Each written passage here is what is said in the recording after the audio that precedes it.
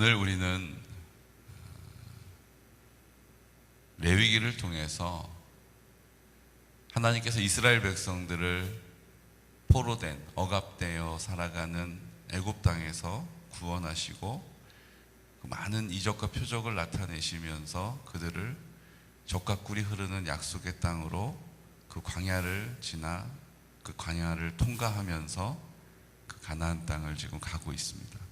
여러분, 이 구조를 생각하실 때 단순히 지금의 이집트, 그 이집트에서 이스라엘로 이렇게 옮겨가는 여정이다, 그래봤자 15일이면, 부지런히 가면 15일이면 갈 수 있는 거리라는 거예요. 그 15일이면 갈 수 있는 거리를 얼마 걸려서 갔어요? 얼마 걸려서 갔어요? 15일이면 갈 수 있는 거리를 40일 플러스 그 가데스 바냐까지 올 때까지는 40년간 가는 거라고 얘기 안 하셨으니까 그 가데스 바냐 가는 거 날 플러스 40년 이렇게 된 거잖아요. 거기서 어떻게 했어요? 15일이면 가는 거리를 40년을 뱅글뱅글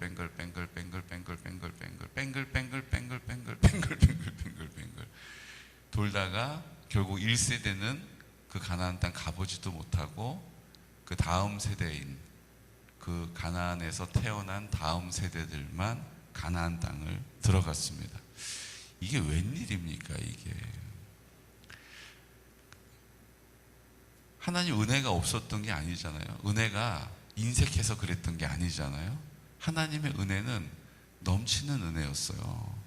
구름 기둥에, 불 기둥에, 10가지 재앙에, 홍해의 기적에, 옷이 헤어지지 않고 신발이 닳지 않고 매일매일 만나를 먹고 메추라기를 먹음에도 불구하고 그들은 뭐가 그렇게 마음에 들지 않는지 온통 자기의 골몰하는 생각, 자기의 감정, 자기의 느낌, 자기의 경험, 자기의 판단, 자기 중심적인 삶의 모습을 버리지 않고 고집하면서 버티고 있는 자리에서 결국 하나님 앞에 반복해서 패역하고 반복해서 고집하고 반복해서 하나님의 뜻을 거스르는 거죠. 하나님이 계속 기회를 주신 거예요. 40년은 한마디로 이야기하면 40년 동안 벌 받고 끝났다가 아니라 하나님이 40년 동안 기회를 주셨다라고 저는 믿습니다. 40년 동안 기회를 주신 거예요. 이래도 또 기회를 주시고 저래도 또 믿어주시고 그 은혜가 오늘 우리에게도 여전히 유효한 줄로 믿습니다. 그리고 오늘 레위기 17장 말씀을 통해서 알게 되는 게 있어요. 그게 뭐냐면 이제 가나안 땅에 들어가서 그 이후에 일어날 일에 대하여 하나님이 훈련하고 계시는 거예요. 무슨 훈련이요? 거룩 훈련, 구별되는 훈련. 왜냐하면 그 당시에 이제 18장 말씀을 보게 되면요, 이거 뭐 입에 담기 민망한 일들을 하지 말아라라고 꼼꼼하게 얘기를 하세요. 특별히 성관계에 대해서 의붓 어머니도 안 되고 고모도 안 되고 이모도 안 되고 딸도 안 되고 처제도 안 되고, 이거 뭐 우리는 무슨 뭐 하여튼 이게 너무 말이 안 되는 건데 그것도 안 되고 저것도 안 되고 하는 거에 다 손에 꼽는 거예요. 그러니까 한마디로 뭐냐면 성관계는 하나님이 맺어주신 아내와 가져라, 그거 외에는 다 안 된다, 이렇게 얘기하신 거잖아요. 그러니까 그 말도 안 되는 일들이 가나안 땅에서는 행해지고 있는 거예요. 그러니까 그거 하면 안 된다라고 미리 예방주사를 놓으시고 하면 안 된다라고 경건훈련을 하시고 단호하게 얘기하시는 거예요. 오늘 17장에서는요, 17장에서는 들어가게 되면 그들이 제사를 지내요. 근데 이 제사는 어떤 제사냐 하면 기가 막혀요. 하나님 외에 다른 것들을 섬기는 제사, 피제사를 드리는 거예요. 심지어는 자기 자식을 그 계곡에서 던져서, 그 자식을 그 불에다 던져서 제사를 지내는 일들을 가나안 땅에서 하고 있었다라는 거예요. 그러니까 하나님이 17장을 쓰신 이유는, 쓰라고 하신 이유는 너희들이 가나안 땅에 들어가면 너희도 그들을 닮아 행할 것을 아시기 때문이에요. 그러니까 우리가 가나안 땅에 들어간다는 것은 예수님을 믿고 내 자아가 박살이 나고 그 가나안 땅에 들어가는 거잖아요. 하나님의 나라, 요단강 건너서 이제 적과 꿀이 흐르는 황금성 하나님의 나라를 가기 전에 이 땅에서 그 하나님의 나라를 살게 하시겠다라는 거잖아요. 그 땅을 우리가 살더라도 여전히 우리가 만나는 문화는 하나님을 알지 못하고 자기 중심적으로 자기가 주인 되어 살아가는 문화라는 거예요. 오늘 우리에게도 주님이 가르쳐 주시는 것입니다. 너희들이 이 일에 대하여 단호하고 확고하지 않으면 다 똑같이 휩쓸려 갈 수밖에 없다라는 거예요. 다 휩쓸려 갈 수밖에 없다라는 거예요. 그래서 오늘 우리에게 뭐라고 얘기하십니까? 17장 1절 17장 1절 말씀입니다. 17장 1절 말씀. 여호와께서 모세에게 말씀하여 이르시되, 여러분 레위기 중반부부터는요, 이스라엘 백성에게 얘기하실 때는 모세에게 말씀하세요. 그리고 제사장들에게 얘기하실 때는 아론에게 말씀하세요. 그리고 이스라엘 백성과 제사장 모두에게 말씀하실 때는 모세와 아론에게 말씀하여 이르시되, 이렇게 기록하고 있어요. 그러니까 오늘 모세에게 말씀하여 이르시되라고 하시는 거 누구에게 하는 얘기예요? 이스라엘 백성들에게 하는 얘기예요. 뭘 얘기하십니까? 2절 말씀 우리 함께 선포할게요. 아론과 그의 아들들과 이스라엘의 모든 자손에게 말하여 그들에게 이르기를 여호와의 명령이 이러하시다 하라. 뭐를 얘기해요? 그 이스라엘 백성들에게 여호와의 명령이 이렇다라고 말하라는 거예요. 그럼 성경은요, 그냥 하나님이 이렇게 해야 된다라고 말씀하시는 게 있는가 하면 하나님이 명령이라고 하는 단어를 사용하셔서 말씀하실 때가 있어요. 그러니까 명령이라고 하는 단어를 사용하셔서 말씀하실 때는 반드시 지켜야 하는 거예요. 명령이니까요. 목숨을 걸고 지켜야 한다는 거예요. 그럼 우리가 하나님이 우리에게 명령하신 것을 지킬 수 있는 능력이 있습니까? 여기서 이제 문제가 생겨요. 자, 우리가 그 하나님이 명령하시면 그 명령이 내려지면 그거를 다 지킬 수 있는 능력이 있냐는 거예요. 그럼 명령은 우리에게 부담을 주는 겁니까? 너 꼭 지켜야 돼 했는데 못 지켰어요? 그러면 명령한 거 안 지켰으니까 명령 불복종. 군인으로 치면 명령 불복종하면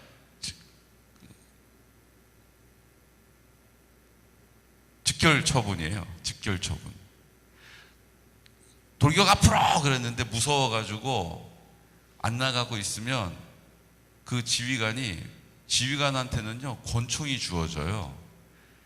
군인들에게 가보면 소총이 있잖아요. 소총이 있어요. 소총은 멀리도 나가고 화력도 좋아요. 근데 소총보다 약해요. 그 총알도 몇 발 안 들어가요. 뭐 8발 정도밖에 안 들어가거든요. 소총은 최대 40발까지 들어가요. 탄창 안에. 근데 지휘관에게는 권총을 지급해요. 그럼 병사들한테는 권총 안 줘요. 소총만 줘요. 근데 지휘관에게는 권총을 딱 줘요. 이유가 뭔지 아세요?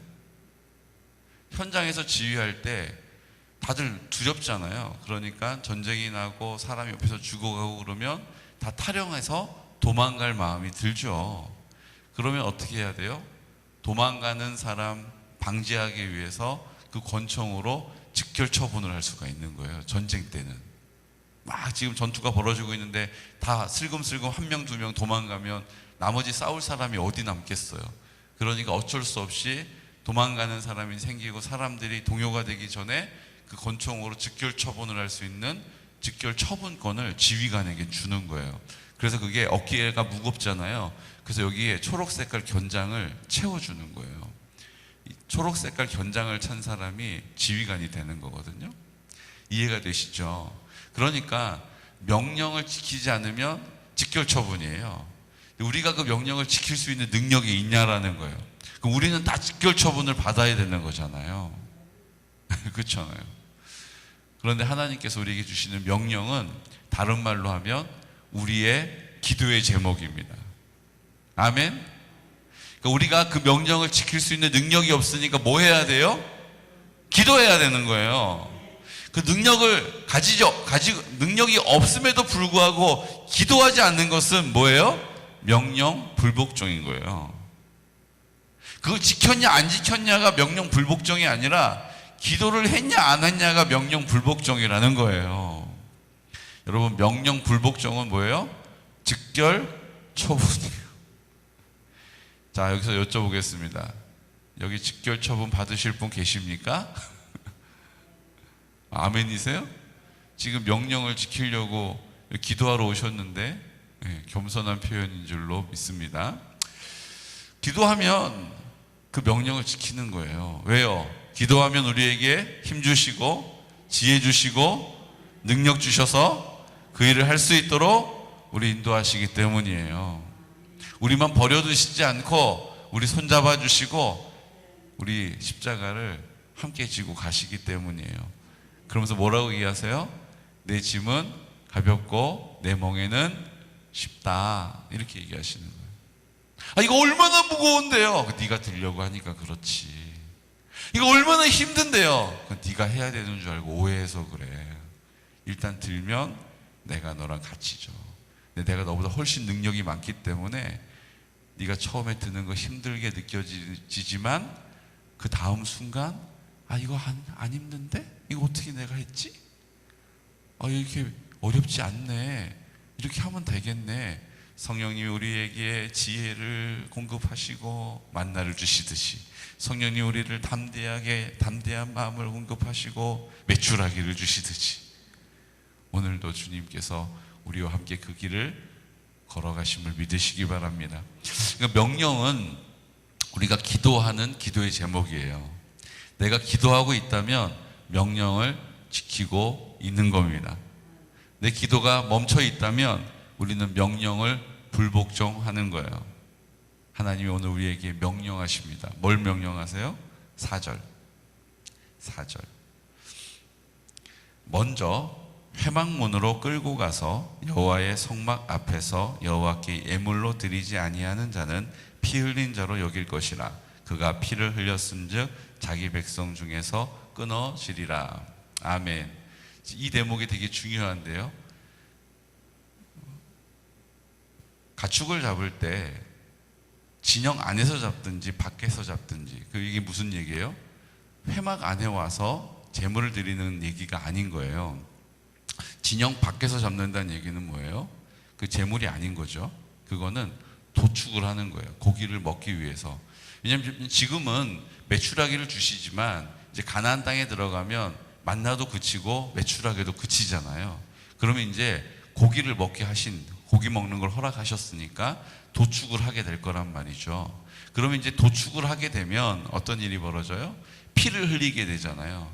근데 피는 생명이기 때문에 그 생명을 경히 여기지 말라, 가볍게 여기는 일이 생길까봐 하나님 뭐라고 하신 거예요? 그 피를 흘리기 전에, 그 피 흘리기 전에 하나님께 성막으로 와서 회막에 제사를 드리라는 거예요.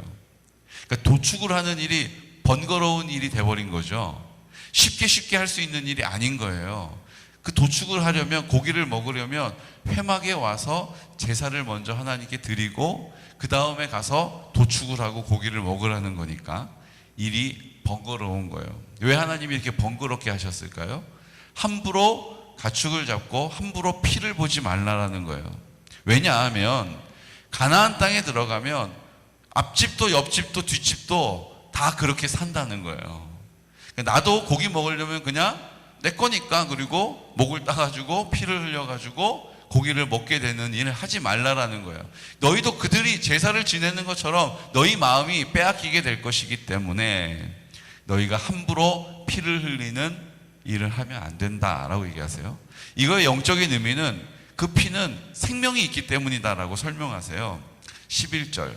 육체의 생명은 피에 있음이라. 내가 이 피를 너희에게 주어 제단에 뿌려 너희의 생명을 위하여 속죄하게 하였나니 생명이 피에 있으므로 피가 죄를 속하느니라. 그 피는 생명이고 그 피가 대가를 지불할 때 생명을 속하게 된다. 생명이 건진받는다. 구원받게 된다. 그 얘기를 하고 계시는 거예요. 14절에 보면 모든 생물은 그 피가 생명과 일체라. 그러므로 내가 이스라엘 자손에게 이르기를 너희는 어떤 육체의 피든지 먹지 말라 하였나니 모든 육체의 생명은 그것의 피인즉 그 피를 먹는 모든 자는 끊어지리라. 피를 내지도 말고 먹지도 말라는 거예요. 그리고 그 제물을 도축을 해서 고기를 먹고 싶으면 여호와의 전에 먼저 4절에 먼저 회막문으로 끌고 가서 먼저 그 일을 하라는 거예요. 너희가 형제하고 다툼이 있으면 예배를 드려야 하는데, 제사를 드려야 하는데, 나 형제하고 다툼이 있네. 그럼 뭐라고 그러셨어요? 먼저 형제에게 가서 화해하고 관계를 회복하고 하나님께 예배를 드리러 와라. 이게 먼저라는 의미예요. 우리 좋은 대로 고기를 먹기 위해서 피 흘려서 도축하기 전에 먼저 뭐 하라고요? 회막 문으로 끌고 가서 여호와의 성막 앞에서 여호와께 예물로 드리라는 거예요. 이거 하나님께 드린 겁니다 라고 드리고 나서 데리고 가서 잡아서 먹으라는 거예요. 얼마나 번거롭습니까? 고기를 먹으러 갈 때마다 하나님께 가지고 나와서 이거 하나님의 겁니다 얘기하고 끌고 가서 진영 아니든 바뀌든 잡아서 먹으라는 거예요. 그렇게 하지 않고 흘리는 피는 다 죽임을 당해야 될 것이고, 그러지 않고 흘리는 피는 나에게 책임이 있다라는 거예요. 먼저 성막에 와서, 지금으로 치면 이제 예배당이죠. 교회로 와서 하나님께 드려지고 그 다음에 가서 너희를 위하여 사용하라, 이 얘기한 거잖아요. 그럼 지금에 와서는 이게 어떤 의미예요? 지금에 와서는 이 성막은 누가 성전이 됐어요? 예수님을 영접한 우리가 성전이 된 거예요. 그럼 이 예배당은요? 예배당일 뿐이에요. 그러면 우리가 교회에 와서 예배 드려야 할 이유가 없네요. 지금은, 그 당시는 성전에 와서 이게 하나님의 겁니다 이렇게 하고 가서 너 사용할 대로 잡아먹어라 이 얘기 한 거니까. 근데 이제는 예수님이 휘장을 가르시고 우리가 지성소로 갈 수 있고, 이제 그 예수님의 피로 우리가 죄사함을 받고 우리가 성전이 되었다라고 고린도전서에서 말씀하시잖아요. 성령이 너희 안에 거하시니 너희가 성전인 것을 알지 못하느냐 이랬으니까 이제 우리가 다 성전이 됐잖아요. 그럼 이제 성전에 나올 이유가 없어진 거예요. 우리가 성전이니까. 에이? 그럼 이건 뭐예요? 우리가 주일날 모여서 예배 드리는 건 뭐예요? 우리가 수요일날 모여서 예배 드리는 건 뭐예요? 우리가 새벽에 이곳에 나오셔서 예배를 드리는 거 안 해도 되겠네요? 그렇군요. 그럼 내일부터는 이제 내가 성전이니까 그냥 집에서 예배를 드리세요. 왜 안 됩니까? 보십시오. 구약의 정신은 그랬고요. 이제 예수님을 통해서 우리가 신약으로 오면 우리가 성전된 게 맞아요. 이제 성전으로 나와서 하나님의 것임을 인정하고 너희들 사용할 걸 사용해라 이렇게 말씀하신 것도 맞아요. 우리가 성전이니까 이 성전에서 예배 드리는 것도 맞아요. 근데 왜 이 예배당에 모여서 예배를 드려야 할까요? 하나님은 이 땅에 하나님의 나라를 회복하기를 원하십니다. 하나님의 나라가 이 땅 가운데 회복되기를 원하세요. 먼저는 내 심령이, 그 다음 나에게 허락하신 우리의 가정이, 그리고 우리가 하나님께서 회복시켜 주신 가정이 모인 공동체인 교회가, 그 교회가 모인 지역과 나라와 민족이, 그 나라와 민족이 모인 이 열방이 하나님의 나라가 되기를 원하십니다. 지금 우리가 광야에서 그 하나님의 나라를 이 땅 가운데 살아야 하는데, 가나안 땅으로 함께 들어가야 되는데 지금 나 안 들어간다고, 나 못 들어간다고, 할 수 없다라고 하는 사람들이 많이 있는 거예요. 그런 가운데 이제 나를 통해서, 우리 가정을 통해서, 그 가정의 모임인 교회를 통해서, 그 교회의 모임인 그 회복된 나라와 민족을 통해서 하나님의 나라가 회복되기를 원하시기 때문이에요. 그러니까 내가 성전되어서 이제 주님께서 말씀하신 성전으로 가지고 나와라, 그 가지고 나와서 그 생명을 너희 마음대로 함부로 하지 말고 그 회막문으로 끌고 나온 성전을 하나님께 드려진 것이다 라고 말한 이후에 잡는 것은 피를 흘려도 괜찮다라고 허락해 주시는 그 하나님의 뜻이 오늘 우리에게 내 심령이 하나님의 나라가 되심으로, 되게 하심으로 내가 성전이 된 거예요. 이제 그 성전된 내가 있는 그 가정이 나를 통하여 하나님의 나라로 회복되는 거예요. 그게 명령이잖아요. 그러면 내가 회복되어지면 내 가정에 내가 있으므로 그 가정이 회복되어지는 것처럼 우리 가정이 있으므로 우리 교회 공동체가 회복되게 하시는 거예요. 그러니까 교회 공동체가 모이는 이 회중, 이 공동체가 필요한 거죠. 왜요? 그 교회가 회복되어져야 그 나라, 지역이 회복되어지기 때문이에요. 그냥 내 개인의 구원을 놓고 보면 이제 내가 예수님 영접했으니, 내가 성전이 되었으니 이제 교회로 나오지 않아도 괜찮아요. 분명히 말씀드립니다. 내가 지금 몸이 아파서 병원에 누워있으면 예배드리러 나오지 않아도 예수 그리스도를 구주로 영접하는 그 은혜로 말미암아 그 병상에서 죽음을 맞이하더라도 구원이 있는 거예요. 근데 왜 교회가 이 예배당을 우리가 하나님 앞에 구별하여서 시간을 지켜서 예배를 드립니까? 우리 개인이 하나님 앞에 회복되어져서 그 가정이 회복된 그 가정의 공동체가 교회로 나와서 그 교회가 회복되어진 그 교회 공동체가 이 지역을 회복시키는 사명이 있기 때문이에요. 성전은 우리가 된 것이 맞습니다. 구약은 그 회막이 성전이었으나 그 하나님의 임재가 지성소에만 있었던 것이 사실이지만 이제는 예수님이 내 마음 가운데 계셔서 이제 내가 성전이 된 거예요. 왜 모여서 예배드려야 합니까? 회복되어진 나를 통하여 가정이 회복되게 하시고, 회복되어진 가정을 통하여 교회가 회복되게 하시고, 교회가 회복되어짐으로 그 지역이 회복되어져야 하기 때문이에요. 여러분, 이 원리를 우리 마음에 깊이 새기시기를 축복합니다. 그리고 이 명령을 지키기 위해서 뭐 해야 돼요? 기도해야 돼요. 이 명령을 지키기 위해서 뭐 해야 돼요? 우리 지역이 하나님 나라로 회복되기 위해서 우리가 믿음으로, 순종함으로 전도의 길을 가야 하는 거예요. 가만히 앉아 있어도 하나님이 보내주시는 영혼이 있어요. 근데 하나님이 우리에게 그 영혼을 맡겨주신 그곳에 가야 하나님이 나를 통해서 나를 새롭게 하시고 나를 믿음으로 온전케 하시고 그도 하나님의 은혜를 입게 하시는 하나님의 구원의 섭리를 우리가 경험하게 되는 것입니다. 그렇게 해서 공동체가 되는 거예요. 내가 그냥 혼자 성전에 나오는 것이 아니라 하나님이 보낸 그 사람을 만나서 그 사람을 통하여 하나님의 음성을 듣고 하나님의 형상을 보고 그를 통하여 교회에 거름하게 하는 일, 이게 이 땅에 우리에게 맡겨준 사명인 줄로 믿습니다. 이 사명을 감당할 때에 우리가 족각꿀이 흐르는 가나안 땅으로 들어가게 되는 거예요. 이 시간 다 같이 기도드릴 때 우리 연약함을 주님이 잘 아십니다. 그래서 가나안 땅에 들어가면 자기를 위하여 피 흘려 제사 지내는 사람들, 우상 숭배하는 사람들, 그들과 함께하지 않도록, 그들을 따라하지 않도록, 그들이 가는 길 쫓아가지 않도록 경계하시는 것입니다. 오늘 이 시간 우리에게도 주님이 말씀하고 계십니다.